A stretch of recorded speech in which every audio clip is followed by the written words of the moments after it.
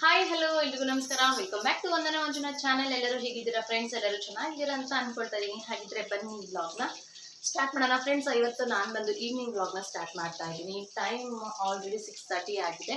So ಇವಾಗ ಏನಪ್ಪಾ ಅಂದರೆ ಹೋಟೆಲ್ನಲ್ಲಿ ಊಟಕ್ಕೆ ಹೋಗೋ ಒಂದು ಸೆಟಪ್ನ ಮನೆಯಲ್ಲೇ ಮಾಡ್ಕೊತಾ ಇದ್ದೀವಿ. ಓಕೆನಾ? ಏನೇನೆಲ್ಲ ಅಡುಗೆ ತಯಾರಿ ಮಾಡ್ತಾ ಇದ್ದೀನಿ ಅಂತ ಹೇಳೋದಾದರೆ, ಅದಕ್ಕೂ ಮುಂಚೆ ಯಾರಾದರೂ ಸಬ್ಸ್ಕ್ರೈಬ್ ಮಾಡದೆ ನೋಡ್ತಾ ಇದ್ದಾರೆ ಸೊ ಪ್ಲೀಸ್ ಸಬ್ಸ್ಕ್ರೈಬ್ ಮಾಡಿಕೊಡಿ. ಹಾಗೆ ಲೈಕ್ ಶೇರ್ ಕಮೆಂಟ್ನ ಮಾಡಿ ಅಂತ ಹೇಳ್ತಾ ಏನೇನೆಲ್ಲ ಅಡುಗೆ ಮಾಡ್ತಾ ಇದ್ದೀವಿ ಅಂದರೆ, ಫಸ್ಟ್ ಒಂದು ಬಂದು ನೂಡಲ್ಸ್ ಮಾಡ್ಕೊಳ್ಳೋಣ ಅಂತ. ಅದ್ರ ಜೊತೆ ಒಂದು ಸ್ವಲ್ಪ ಫ್ರೈಡ್ ರೈಸ್ ಮಾಡೋ ಪ್ಲ್ಯಾನ್ ಕೂಡ ಇದೆ, ನೋಡೋಣ. ಬಟ್ ನೂಡಲ್ಸ್ ಪಕ್ಕ. ಓಕೆನಾ? ನೂಡಲ್ಸ್ ಕಬಾಬ್ ಮೊನ್ನೆ ಮಾಡಿ ಇಟ್ಟಿದ್ದು ಸ್ವಲ್ಪ ಅದು ಇದೆ. ಓಕೆನಾ?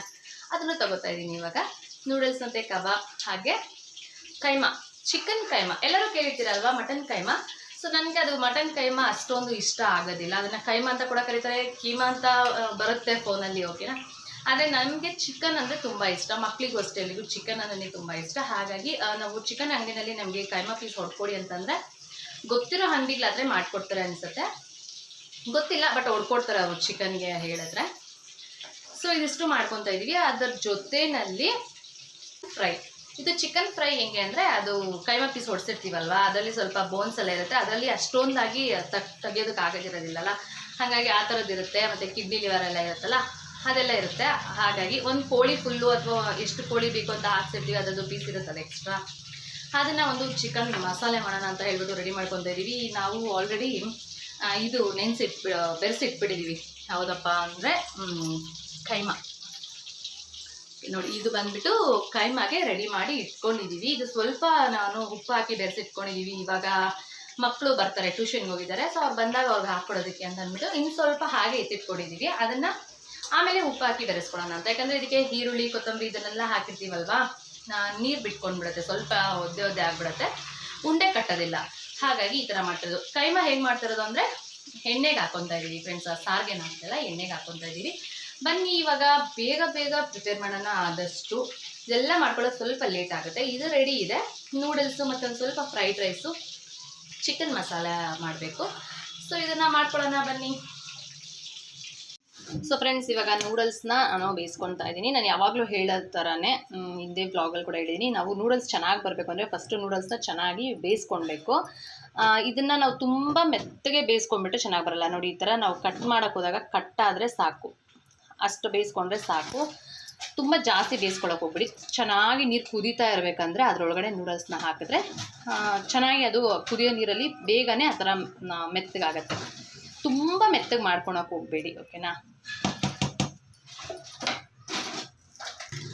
ಸೊ ನೋಡಿದ್ರಲ್ಲ ಫ್ರೆಂಡ್ಸ್, ನನಗೆ ನಾನ್ ಸ್ಟಿಕ್ಕಿಯಾಗಿ ಬಂದಿದೆ. ಈ ಥರ ಬೇಯಿಸ್ಕೊಳ್ಬೇಕು. ಓಕೆನಾ? ಇದನ್ನು ಬೇಯಿಸ್ಕೊಂಡಿದ್ದ ತಕ್ಷಣ ಏನು ಮಾಡಬೇಕು, ಬಸ್ಕೊಂಡ್ಬಿಟ್ಟು ತಣ್ಣೀರಿನಲ್ಲಿ ಚೆನ್ನಾಗಿ ಇದನ್ನು ವಾಶ್ ಮಾಡೋ ಥರ ತೊಳ್ಕೊಂಡ್ಬಿಡ್ಬೇಕು. ಆ ಬಿಸಿಗೆ ಏನಾಗುತ್ತೆ ಹೇಳಿ, ಒಂದಕ್ಕೊಂದು ಈ ಥರ ಅಂಟ್ಕೊಂಡ್ಬಿಡುತ್ತೆ. ತಣ್ಣೀರಲ್ಲಿ ಚೆನ್ನಾಗಿ ವಾಶ್ ಮಾಡ್ಕೊಳ್ಬೇಕು. ಆವಾಗ ನಿಮಗೆ ನೂಡಲ್ಸ್ ನೋಡಿ ಎಷ್ಟು ಚೆನ್ನಾಗಿ ಬರುತ್ತೆ. ಆಮೇಲೆ ಇನ್ನೊಂದು ಟಿಪ್ಸ್ ಏನು ಗೊತ್ತಾ, ಇನ್ನೂ ಚೆನ್ನಾಗಿ ಬರಬೇಕು ನೂಡಲ್ಸ್ ನಮಗೆ ಮಾಡಬೇಕಂದ್ರೆ ಎಲ್ಲ ಅಂದರೆ, ಈಗ ಬಸ್ಕೊಂಡಿದ್ದೀರಲ್ಲ, ಒಬ್ಬೊಬ್ಬರು ನೀರಿಗೆ ಎಣ್ಣೆನ ಹಾಕ್ಕೊತಾರೆ, ಬಟ್ ಅದು ಎಲ್ಲ ಕಡೆ ಚೆನ್ನಾಗಿ ಇದಾಗೋದಿಲ್ಲ. ಸೊ ಇವಾಗ ಒಂಚೂರು ಇದಕ್ಕೆ ಆಯಿಲ್ನ ಹಾಕಿ ಚೆನ್ನಾಗಿ ಇದನ್ನು ಈ ಥರ ಎಲ್ಲ ಮಿಕ್ಸ್ ಮಾಡ್ಕೊಂಡು ಬಿಟ್ಟರೆ, ಮತ್ತು ನೀವು ಒಗ್ಗರಣೆಗೆ ಹಾಕಿದಾಗ ಅದು ಒಂದಕ್ಕೊಂದು ಅಂಟೋದೇ ಇಲ್ಲ, ಚೆನ್ನಾಗಿ ಬರುತ್ತೆ. ಈ ಕಡೆ ಇವಾಗ ಅಕ್ಕಿ ಫ್ರೈಡ್ ರೈಸ್ಗೆ ಅಕ್ಕಿ ತೊಳ್ಕೊಳ್ಳೋಣ. ನಾನು ಬಂದ್ಬಿಟ್ಟು ಇವತ್ತು ಬಾಸುಮತಿ ರೈಸಲ್ಲೇ ಮಾಡ್ತಾಯಿದ್ದೀನಿ. ಸೊ ಫ್ರೈಡ್ ರೈಸ್ಗೆ ಬಾಸುಮತಿ ರೈಸ್ ಹಾಕಿ ಮಾಡಿದ್ರೆ ಚೆನ್ನಾಗಿರುತ್ತೆ, ಹಾಗಾಗಿ ಬಾಸುಮತಿ ರೈಸ್ನ ತೊಗೊತಾ ಇದ್ದೀನಿ.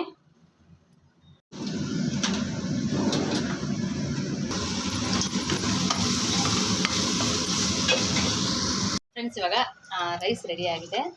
ಯಾವಾಗಲೂ ಅಷ್ಟೇ, ನೂಡಲ್ಸ್ ಅಷ್ಟೇ, ಫ್ರೈಡ್ ರೈಸ್ ಅಷ್ಟೇ ಮಾಡಬೇಕಂದ್ರೆ ಈ ಥರ ಬಿಸಿ ಹಾಕಬಾರ್ದು, ಚೆನ್ನಾಗಿ ಆರಿರಬೇಕು. ಆವಾಗ ಅದು ಚೆನ್ನಾಗಿ ಉದ್ರಾಗಿ ನಾನ್ ಸ್ಟಿಕ್ಕಿಯಾಗಿ ಬರುತ್ತೆ. ಸೊ ಇದು ಸ್ವಲ್ಪ ಹಾರಲಿಕ್ಕೆ ಬಿಡೋಣ. ಇವಾಗ ಇದನ್ನು ಹಾರೋದಕ್ಕೆ ಬಿಟ್ಟು ಅಷ್ಟರಲ್ಲಿ ಈ ಕಡೆ ನೂಡಲ್ಸ್ಗೆ ರೆಡಿ ಮಾಡ್ಕೊಳ್ಳೋಣ ಬನ್ನಿ. ಯಾಕಂದರೆ ಈಗ ನೂಡಲ್ಸ್ ಆರಿದೆ ಅಲ್ವಾ, ನೂಡಲ್ಸ್ ಎಲ್ಲ ಪ್ರಿಪೇರ್ ಆಗೋಷ್ಟರಲ್ಲಿ ಅನ್ನ ಕೂಡ ಆರುತ್ತೆ. ಸೊ ಈ ಕಡೆ ಚಿಕನ್ ಮಸಾಲೆ ಕೂಡ ಇಟ್ಟಿದ್ದೀನಿ, ಚಿಕನ್ ಬೇಯ್ತಾ ಇದೆ.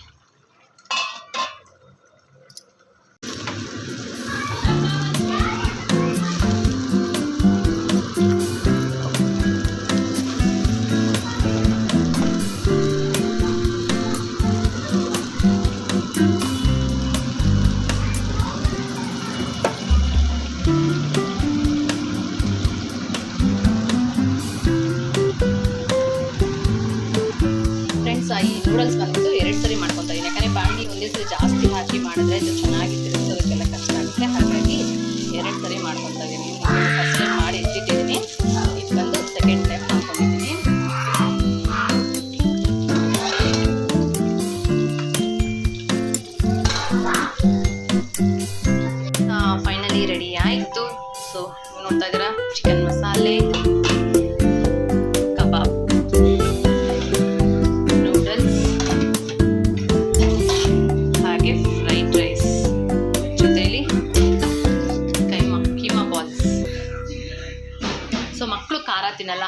ಅವ್ರಿಗೆ ಸ್ವಲ್ಪ ಖಾರ ಕಮ್ಮಿ ಹಾಕ್ಕೊಂಡು ಅವ್ರಿಗೊಂದು ಸ್ವಲ್ಪ ನೂಡಲ್ಸ್.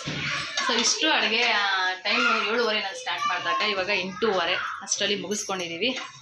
ಬನ್ನಿ ಇವಾಗ ಬ್ಯಾಟಿಂಗ್ ಮಾಡೋಣ ಎಲ್ಲರೂ ಕೂತ್ಕೊಂಡು.